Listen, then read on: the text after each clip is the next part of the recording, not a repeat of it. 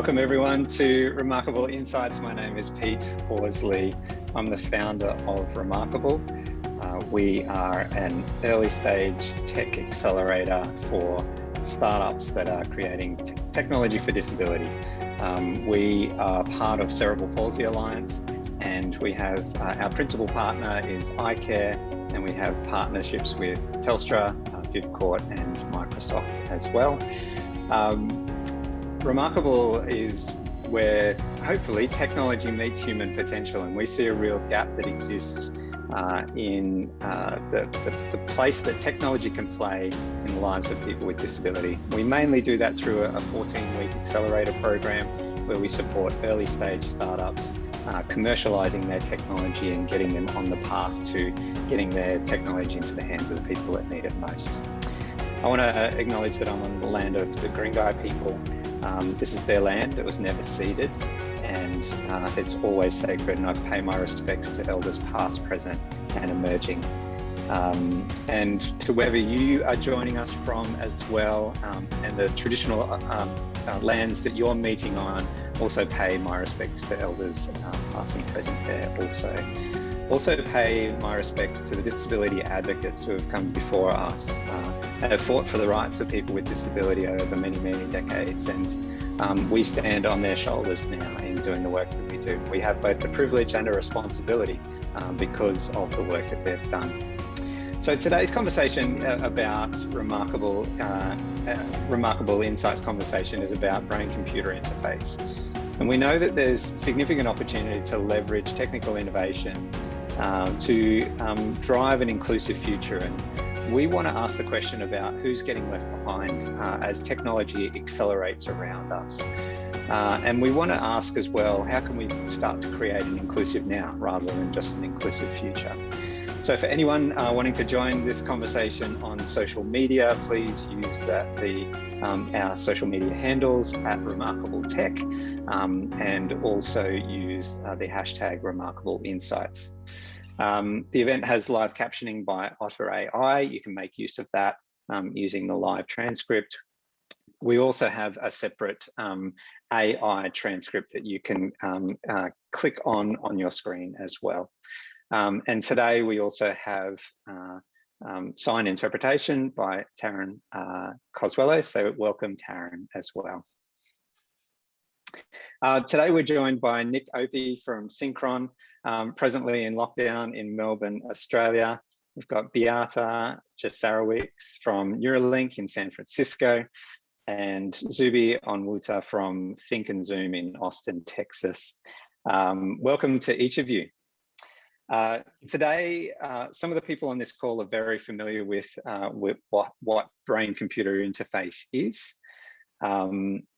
But for some of us, it might be relatively new. So I'm going to ask Beata, if you've been at the forefront of BCI for quite some time, working with a number of different organisations, including someone who's a good friend of Cerebral Palsy Alliance and Remarkable, Lee Hochberg and the team at BrainGate. So do you mind just giving us an explanation of what BCI is, please? I would be happy to. Can you guys see my slides okay? Hear me all right? We can. Okay. So let's see. I'm sorry, it's got this live captioning thing at the top. There we go. Okay. So just a brief overview of motor brain-computer interfaces, which are meant to help people with paralysis to be able to control their environment and communicate. So like every cell in your body, brain cells, also called neurons, have a voltage across their membrane. And when they communicate with one another, they rapidly change their voltage over the course of just a millisecond or so. And we can spy on these so-called action potentials, or the firing of these neurons, to try to interpret what the brain is trying, or what the brain indicates that the person's movement intention is at any given moment in time. For example, so this is a picture of a human brain on the top left here, where the left side is the front and the right side is the back. And the red strip there, the strip labeled in red, is called the motor cortex. This is the part of the brain that controls voluntary movement. Different parts of the motor cortex, if you look at this blown up cross section, represent different parts of the body. So if you record from a neuron in the hand or arm area of motor cortex, you might find activity that represents the person wanting to make particular movements of the hand or arm. And here's an example of a neuron that we recorded when I was at BrainGate from participant Kathy Hutchinson. The technician is going to be asking her to imagine that she's opening and closing her hand, and see if you can hear a difference in the activity of this neuron. It's going to sound like little popping sounds. Relax. Now imagine you're opening your hand. Relax. Close your hand. Relax. Open your hand. So you can tell whenever the person is imagining opening her hand, the neuron kind of goes crazy. And when she imagines closing it, the neuron gets very quiet. And then with relax, it's somewhere in between. So you can take a neuron like this and just look at its firing rate in small windows of time and use that information to open and close a prosthetic hand, for example, just by asking the person to imagine that they're opening and closing their own hand. So here's a video of us doing that with another BrainGate participant, Matt Nagel.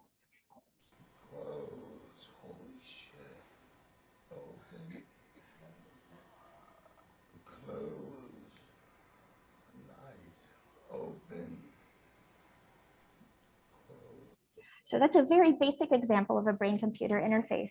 But other neurons in motor cortex have encoding for particular imagined movements in different directions in space. So for example, one neuron might encode movements, imagined leftward movements. Another neuron might increase its firing rate when the person imagines moving their hand up.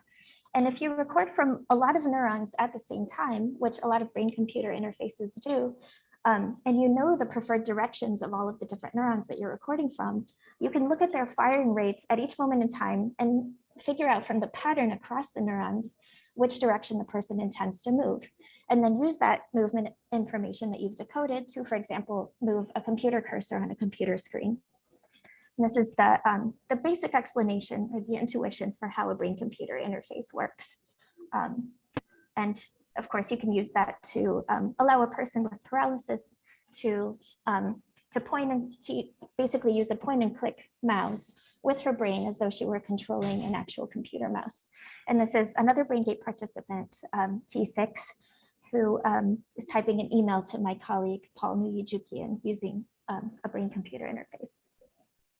And then just for context, at BrainGate, or sorry, at Neuralink, where I currently am, we're trying to make a fully implantable and cosmetically invisible brain-computer interface with lots and lots of channels that will allow a person to be able to control devices in a very similar way, just by thinking about how they want to move.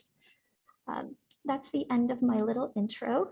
I will stop sharing my screen. Thank you so much. You should be a teacher, Beata. That's brilliant. I feel like Thank you. I feel like we have a really good base understanding of the kind of technology we're talking about here. And just to give some warning to our participants today that that we probably might also be mentioning other things like EEG and fMRI, intercortical, neuroprosthetics, and other kind of terminologies. Hopefully we'll try and explain those if we do mention those on the way through. So we know that BCI isn't necessarily kind of reading our thoughts, but it's reading the brain's activity when there's intentional thought, typically towards a physical activity. I want us first to explore the use of some of these cases, picking up the signals and then using them to control something outside the body. So Nick, firstly, congratulations on the $40 million Series B capital raise earlier this year. And already you've been doing human trials in Australia, but I know that you've just started or just got approvals for human trials in the US as well. So huge steps towards your own commercialization. So congratulations for that. What excites you about the potential of this technology, particularly for those people who might be living with a disability? Yeah, I think it's just fascinating how the field's grown. Certainly, from some of the work Beata mentioned in BrainGate back in the day, the ability to access information from within the brain, extract it, and then convert it into signals that can be used by people with paralysis to control computers or robotic hands or vehicles being robots and wheelchairs and so forth. It is just incredible, and it's really fantastic to see the field progress to a stage where it's starting to turn from early stage research showing that it's feasible and possible to things like what we're doing, where it's being implanted into people and being used by them to enhance their quality of life. And I think it's amazing to watch the progression, and there's early stages, a long way to go, but it's fascinating to watch. Brilliant. And Zuby, you didn't start your career kind of in this space. You kind of came to this technology through a slightly different track. Can you tell us the story of how you started working with BCI? Sure. Thanks so much, Pete, and thanks everybody for being here. So yeah, I'm currently in Austin, Texas, USA, and yeah, I kind of fell into this, and now I'm on a journey of creating a better world for people with disabilities. So I started out just wanting to be a physician, just want to be a doctor, and I did start pre-med, and I was in the US military. But within 2 short years, I went from seeing the eye chart from roughly 10 feet away or more to now down to just 1 foot away. It was dramatic. I became legally blind from a form of juvenile macular degeneration called Stargardt's. And at that time, once you hit your 2200, it's supposed to plateau and stop, but mine never stopped. And so by the age of 21, I had to scramble for plan C, as I had to exit the military and exit my medical studies. So I chose engineering, and I struggled all the way through. I had the opportunity of working for some Fortune 500 companies, and so I immersed deeply into software engineering. But then within that journey, I ended up at the School for the Blind learning non-visual skills. So you can imagine. It was a very, very tough and challenging time. And then several years after that, I spent some more time at visiting all kinds of ophthalmologists, 300 of them. And we discovered that I actually have 3 genetic mutations affecting my retina. So that explained why I was having all the fluctuations and unstable vision. But all throughout this time, I kept thinking of how can I create something that could not only help myself, but also millions of people like myself. And so that's what threw me into neuroscience. That's how I discovered brain control. And now I'm on this journey of creating a better world for people with disabilities. And tell us a little bit about the technology that you've created so far. So Think and Zoom leverages the power of brain waves, but it does that non-invasively. So from a wearable BCI, which is a sensor that touches outside of your head. And just like Beata explained, we harness the electrical impulses coming from the brain. And we've been able to develop a prototype to show that it is possible to look, think, and zoom in to see better. So essentially, in layman's terms, you can now use your brain to influence magnification. So you no longer have to use your hands or manually control. You can now think and zoom in to see better. It's brilliant. Fantastic. Beata, earlier this year, your boss, I don't know if we were able to call him this, but Elon Musk announced that a monkey could play with video games using its mind. This is kind of using the signals to control something external, like what you explained before. And while some parts of this technology are new, some of the applications of this kind of technology have been used for decades through devices like cochlear implants that were also starting to put signals, that were also used to put signals back into the brain as well. So Elon's also been known to say that BCI was integral for humans not to be outpaced by artificial intelligence. So it seems to be that it's one thing to get signals out of the brain to control an external device, but then another thing to, I guess, use those signals or to put signals back into the brain. So I guess my question to you is, what's the potential of this technology to put signals back into the brain, and what could that mean for people with disability? And also, I'd love you to mention some of the work that you've already done with another company through epilepsy as well. Sure.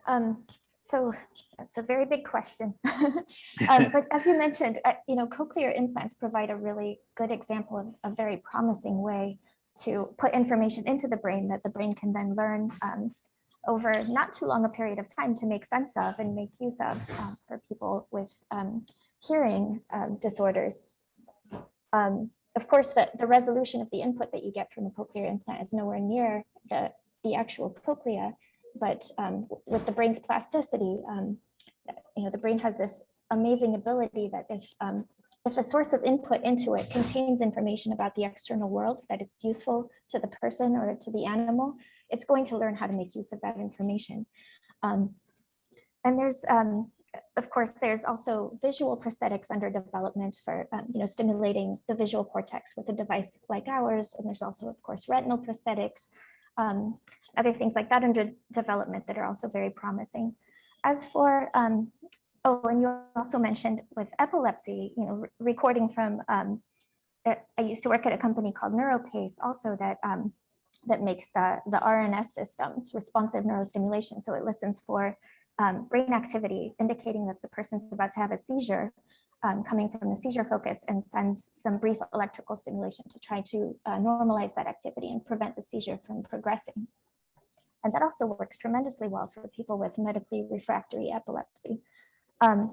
As for writing in the kind of information Elon is talking about, where you want to basically be able to do a Google search in your brain or be able to communicate with one another without having to speak, that's going to take, I think it's going to take a lot of either better understanding of the brain than we currently have, or a big leap in technology that I currently can't envision, but it is definitely a goal of Neuralink, a long-term goal.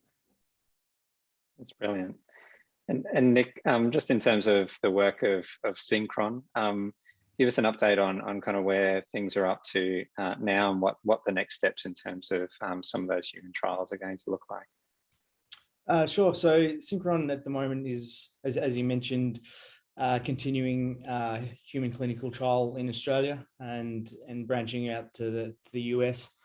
Our technology is a little bit different to a lot of the other existing brain machine interfaces in that we came up with a way where you didn't have to perform any invasive craniotomies, removal of the skull. You don't need to do that to implant our device to the brain, using blood vessels as the naturally occurring pathway to get to the different regions. So through a small incision, like an injection in the neck, we can put our device up and to the motor cortex, as Beata mentioned before. And once it's there, the patients can use their brain to think about activities that they would like to perform, and the device can obviously pick that up and wirelessly transfer those out of the body to be interpreted and used to control external equipment.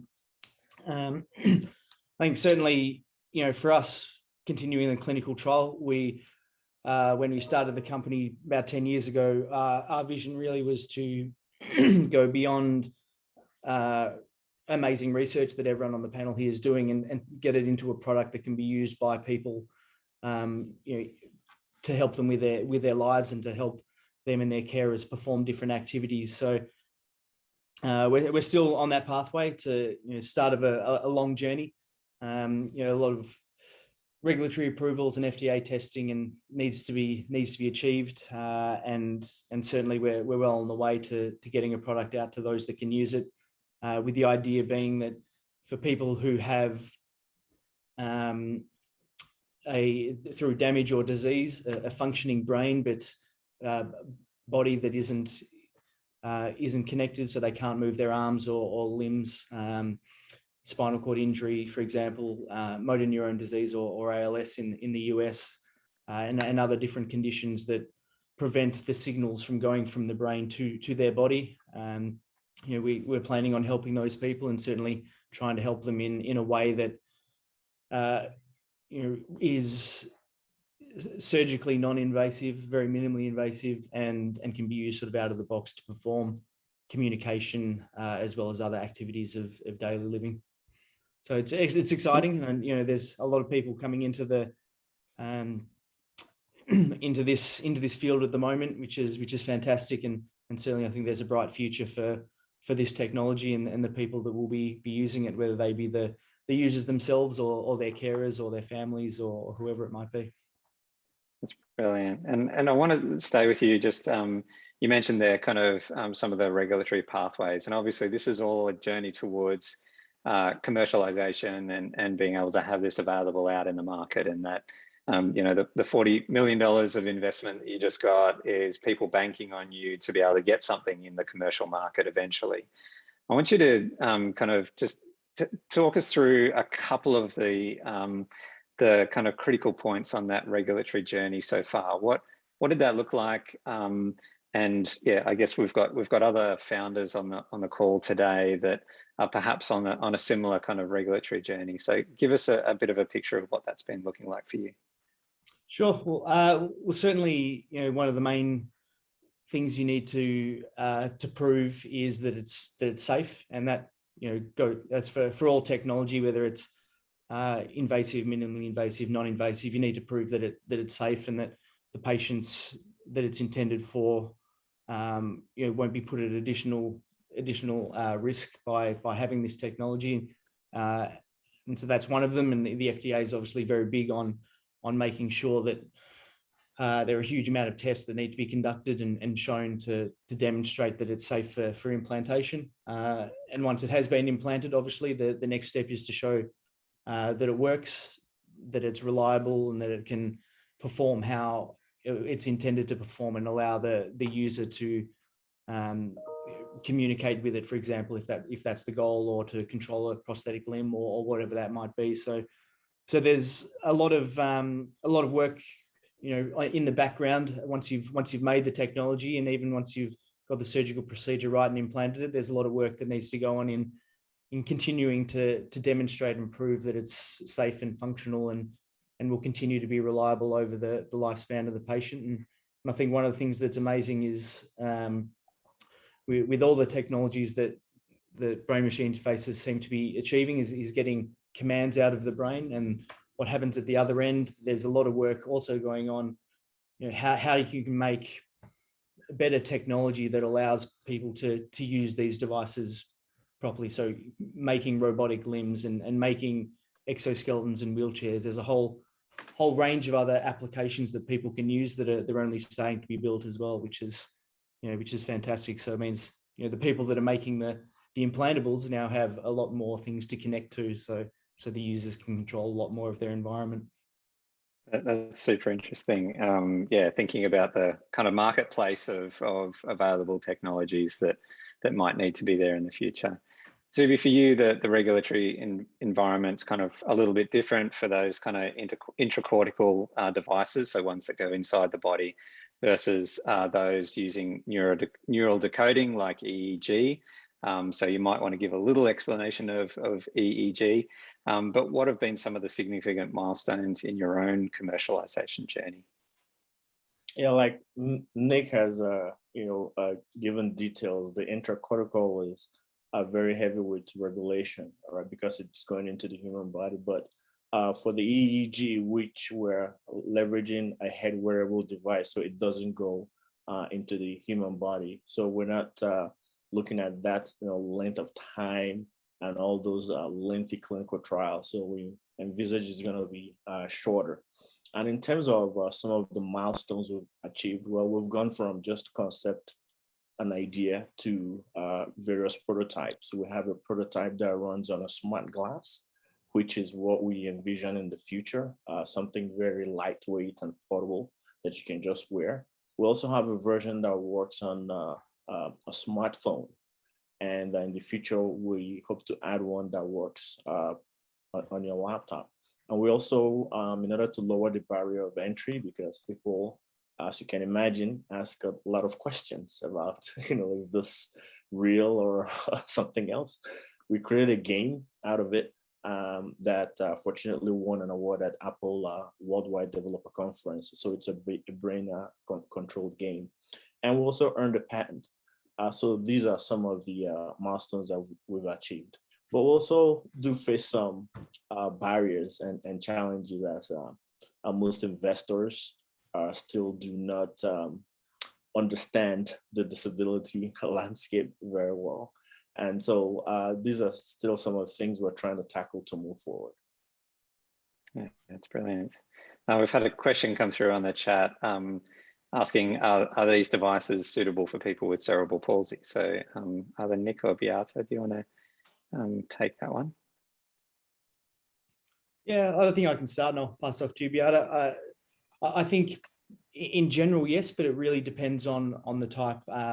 You know, certainly for the Stentrode and the technology we're developing in the first case, provided they have a functional brain, and that meaning that they can think and cause the cells that Beata was talking about before to function. It doesn't have to be everywhere, but just some of their brain can respond normally, and that they can have intentional thoughts. Then yes, you can acquire these, and they can be used to assist. But I suppose that there are going to be some conditions where parts of the brain responsible for arms or limbs may not work.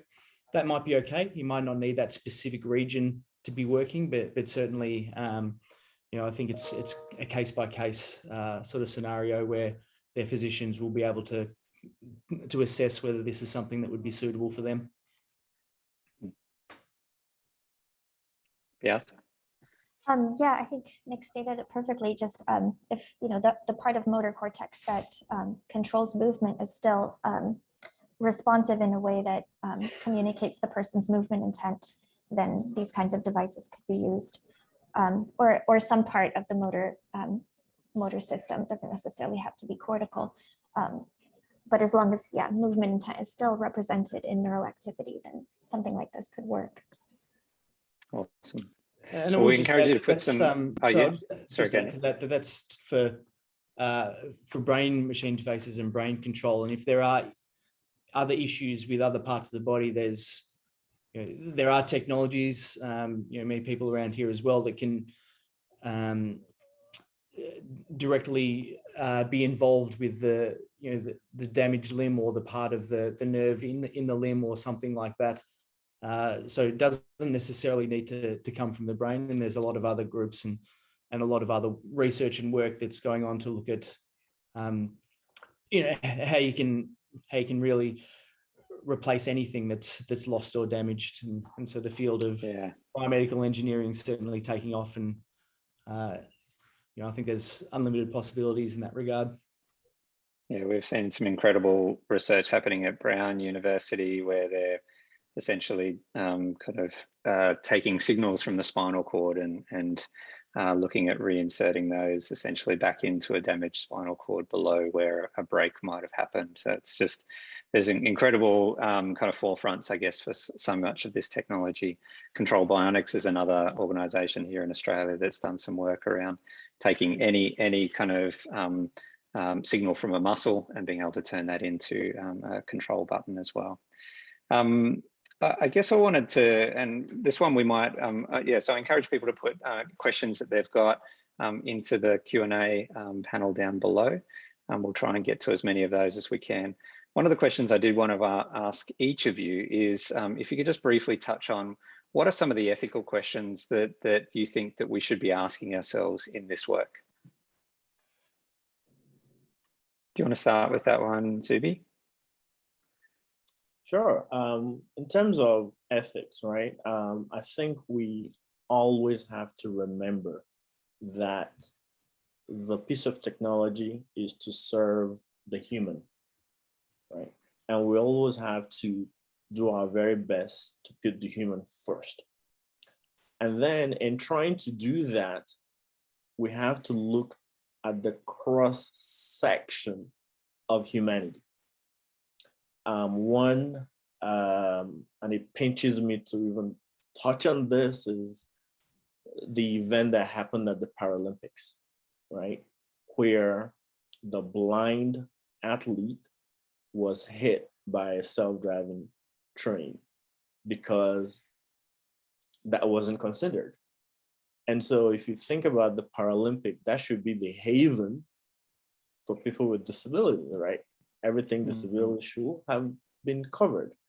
but then the self-driving train, which is great, but then this one angle wasn't covered, and it was disastrous. So I think in terms of ethics, rather than even trying to think too hard, just remember, no matter how great the technology is, A, we're trying to serve humanity first. And then B, let's look at all humanity and be inclusive. So that's my take on that. That's brilliant. Thanks, Huey. Piata? Yeah, just to add on to that, I guess I would say another thing that needs to be thought about carefully is the fact that a lot of these technologies right now are meant to be assistive for people with disabilities, restoring function. But now and then also going forward, if these ever become kind of enhancement technologies, making sure that they're available to everyone, not just people that are wealthy. Make sure that your insurance model includes, Medicare or Medicaid or whatever, just to make sure whoever needs them is able to get them. That's brilliant. Thank you. Nick? Yeah, look, I think what Zubi and Beata said is spot on. We got to really make sure, as everyone who's working in this field does, that we put the patients first and we really have their best interest in mind. I think there are a lot of ethical issues, like you mentioned, that haven't been thought of, Zubi, and yes, certainly time needs to be spent making sure that all bases are covered where possible. But there are new things that arise as new technologies arise, and I think as long as the researchers are aware and continue to be motivated towards helping the human condition, then I think we're in a good place with people like this on the panel who are in charge of this sort of tech. So one of the questions has come through, a little bit more of a technical question, or a couple of these are. So how does your technology deal with signal noise, and particularly for the intracortical devices, so those inside the body, the signal loss over time due to local inflammatory response? So you might just want to give a little bit of context about what happens when we put foreign objects inside the human body. And I know Nick and Beata, you'll have different responses to this. I can start that one off. So at BrainGate, we've had participants that were implanted for over 5 years, in whom the device was still working well enough that the neural signals weren't quite as beautiful as they were in that example neuron that I showed you guys earlier. But we can still get information out of the residual signals, even though there's a little bit of a gliosis response, where the glial cells, that sort of the glue that holds the neurons together in your brain, tend to kind of wrap around and protect the rest of the brain from these devices that we've implanted in them. It makes the signal a little bit smaller over time, but it's still possible to get useful information out of them. What else was I going to say? Oh, and at Neuralink, we're working on ways to make the response, this immune response, kind of as minimal as possible. And one way we're doing that is by having very, very flexible electrodes that they get put in with a very tiny needle that's a quarter the size of a human hair. The needle's taken back out, and then these tiny little flimsy things that you can't even really see with the naked eye end up staying in the brain. They move with the brain. They're a little bit more invisible to the brain. They can be coated with molecules that the brain recognizes as good things and have the brain kind of accept them more easily that way. So these are some of the ways in which we're dealing with that. And yeah, I'll pass it on to Nick. Great. Nick, what about you? So our stories are a little bit different. When you put things inside a blood vessel, and our device, it goes in through a blood vessel through a very small sort of sub-millimeter catheter, and when it's in the desired location, the motor cortex, then we remove the catheter and it expands to put the electrodes or the sensors against the vessel wall to allow blood flow to go through the middle. What we found is a process of endothelialization, or the gliosis, the body's response to devices. In a blood vessel, it'll push it away from the inside of the blood vessel, so the device gets incorporated into the vessel wall. What we found, both in the preclinical trials and the humans, is that that's actually beneficial for us. The device gets incorporated into the vessel wall, where it sort of anchors, and so our signal to noise improves, because there's no movement through the middle, and the device is more stable. So fortuitously, we've found that the body's reaction is actually helping our signal quality over time. And once it reaches a point, obviously, where it's incorporated in the vessel, within a couple of weeks, then the signals, remain. And we haven't got to 5 years yet. Our first patient was in August 2019. So we're only 2 years down, but certainly we've seen that the signals remain as they did at the 2-week point from then on. That's brilliant. And certainly go have a look at some of the videos, both of Neuralink and also Synchron, for kind of seeing some of the things that both Beata and Nick have just mentioned. Another technical question, or they've called it a slightly technical question, from Dimitri from ThoughtWide. How high or low do you think that the ceiling for EEG-based BCI is functionally, especially with devices that are wireless and easy to wear, versus those that are lab grade capped with amps they've talked about? So again, maybe just give us a little bit of context for those that can't imagine the technology that's just been mentioned there. Who wants to take that one? Suvi, do you want to take that one? Nick, you go first. Yeah, I've got a comment. I think that there's a lot of different technologies that will have different benefits to different patient groups. Obviously, if you're placing something outside the skull, the skull will act like a filter and will suppress some of the activity that you get. But that might be fine if you only need to have a binary switch to control some applications. Then that's one application. Certain people might have that. And indeed, some of our patients haven't wanted to use all of the electrodes or sensors we've got in there. They're happy with just getting really good at one or two sensors or clicks, if you will. And they've found that even with those, they can do a huge amount of communication and web-based activities like shopping and banking and financial management. And they've said, that's enough. I don't need all these other switches for me to, for them, that person to have benefit. And then you go to Beata, where they've got many more electrodes and sensors, and certainly again there'll be different applications for that. There are going to be people that want to control a huge amount of information, whether it's receiving or sending. And so I think a lot of this technology will have a base level of everyone will be able to do this, but there'll be certain subsets of individuals as well as different conditions that might benefit from each way of addressing the same problem. So do you want to have anything to add to that? Yeah, I might just add to that. I think Nick is right in terms of the different areas of applications. But that question also made me remember one.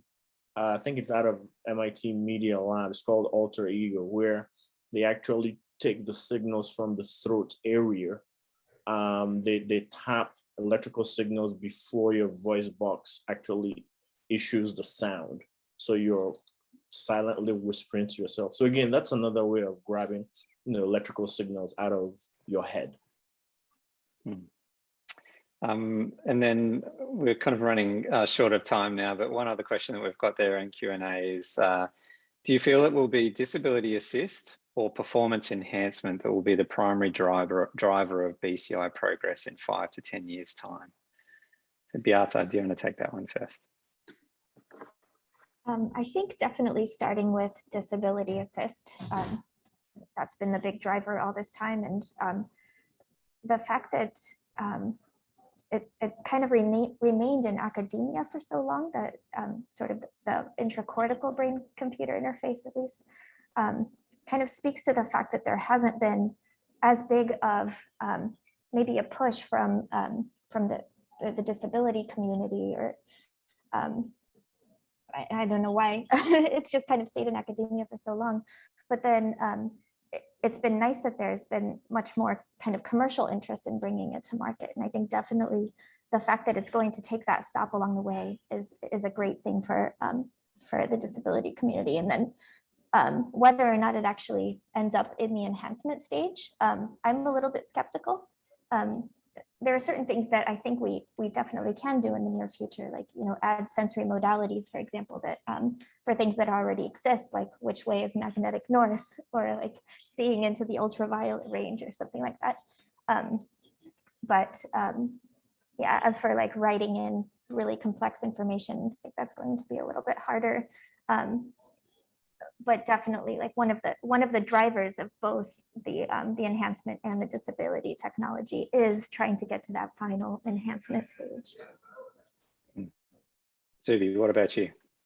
My hope is that we can start out focusing on the disabled.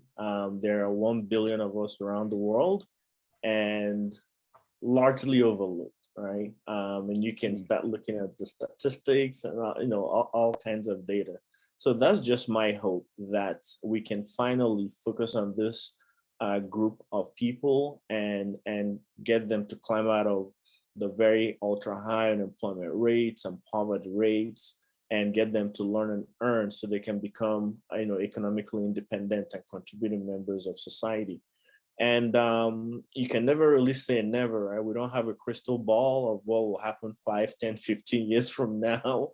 Maybe the performance enhancements market will kick off, but my hope and my prayer is that for now, let's leverage what we have and help those who are in need. That's awesome. Nick, what about you? Yeah, look, I agree. I think certainly if you look at what's happened in history with, let's say, plastic surgery, which started as a medical procedure for burns and other reasons, you know, once it got traction with the medical community, then, you know, obviously the larger community have taken that up and spun it in their own way. And I think it, you know, you see the Paralympic Games that were just on, and certainly a few years ago, you may recall the Blade Runner, Oscar Pistorius, was wearing sort of bionic limbs, and wow, that guy was fast, like certainly much faster than I was, probably equally as fast as some of the athletes that didn't require prosthetics. And I think they had to slow the legs down so he didn't go too quick. But I think you'll see a time where some of these bionic replacements are better than our own limbs. Some of the arms that have been made by in the US are arguably better than the one I've got now. So, you know, I think there is going to be a time where where the technology, excuse me, improves people to a level that they're not at yet. But I can't see that. You know, I certainly want to see that happening for the people that need it in the first case, and I imagine that's where it'll start. That's brilliant. Well, the last question that I have for each of you, and we'll have to keep this brief because we're just about out of time, but what's one remarkable insight that you have for BCI generally and where it's headed? So Beate, we'll start with you. I'm not sure I would qualify this as a remarkable insight, but my own personal insight is just kind of my story of like how I got started in neuroscience was because I was very interested in consciousness and how, you know, brain activity gives rise to consciousness. And it's an inherently subjective thing, so it's very difficult to study. But now that we're making these brain-computer interfaces and, you know, implanting them in human study participants, maybe we have a way to actually start accessing some of these questions as well, because now we can actually introspect and see what kind of neural correlates there are of these subjective phenomena. That's fantastic. Nick? I think the insight that I'd like to share was from our first participant when he was using the system. Firstly, you know, it was absolutely magic to see a man sitting there paralyzed controlling something on the screen.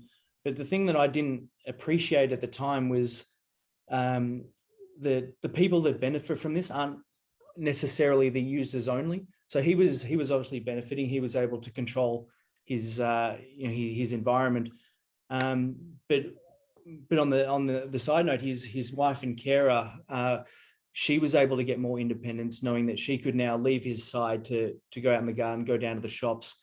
We connected him up with communication tools, WhatsApp and texting, so that they could always be in contact, but she didn't have to be there. And I didn't appreciate at the time, and when building this, the impact that would have on the carers and the family and the people that aren't necessarily the recipients of these sort of technologies. So I think that was a big insight for me, and certainly, you know, lovely to see that what we're doing is more further reaching than the users or the people that actually receive the tech.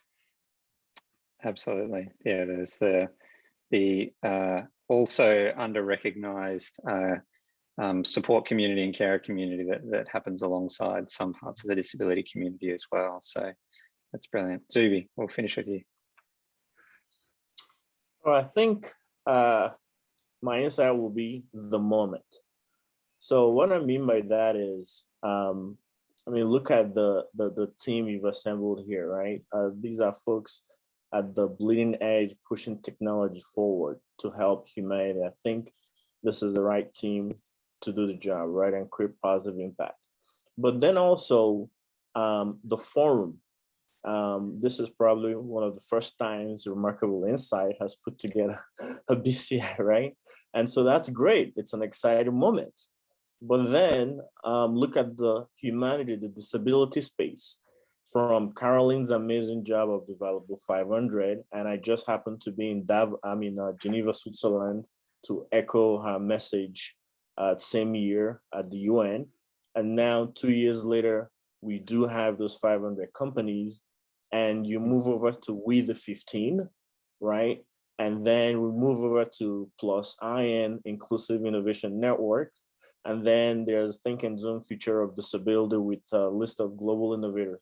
So that's what I mean by this is the moment, right? So we are pushing forward the technology, and we're also bringing the humans together. And so this is the moment to bring it all together. That's really exciting and really well said, Zubi. Thank you. Please join me in thanking our panelists today. We've had Beata, Nick, and Zubi, also to Taryn, our Auslan interpreter. It's been fantastic having a conversation with you. Remarkable is about harnessing technology to build social, economic, and inclusion, and so for people with disabilities. So we want to welcome anyone to express interest in our accelerator program that is open right now for our accelerator program running in 2022. Today is also Are You OK Day in Australia, and Are You OK Day, while we're waiting on technologies like BCI that might actually be able to assist people who, those of us who do have mental health challenges, one of the things that we can do right today is to check in with people that we know and love, and to check in and ask if they're doing okay. It's important that we look after ourselves in this time of need as well.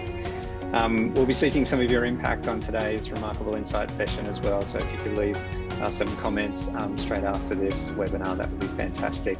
The recording will be made available as well on Remarkable Tech's YouTube channel. Make sure you subscribe to that. This kind of conversation we think is vital. Like Zubi said, we hope that this moment in time of the bringing together of people, technology, and where the future of technology and innovation is headed is going to be more inclusive. And so we thank you for joining us for this Remarkable Insights. We look forward to you joining us for the next Remarkable Insights during Spark Festival next month. Enjoy the rest of your day, wherever you are calling from. Good evening, good morning, and good night.